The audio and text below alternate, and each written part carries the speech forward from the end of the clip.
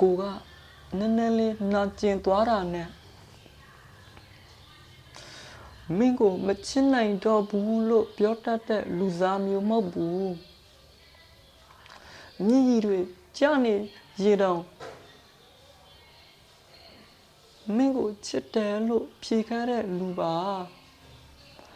နာကျင်မှုတွေကလုံလောက်ပြီလို့တွေးတဲ့အထိဘလောက်မျိုးသိပ်ပြီးချိန်တွေဘလောက်စောက်ခဲ့ရဖူးတဲ့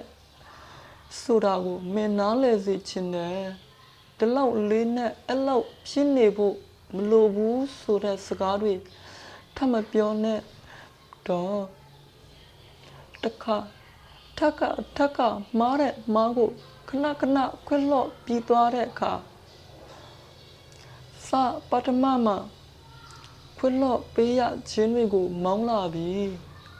ရင်ခွက်လော့နေမိတဲ့ကိုလည်းမောင်းလာတယ်ခုကခဏမားလာတဲ့မင်းကိုလိလျှော့ချင်လာတာမျိုးလေမင်းသိရလား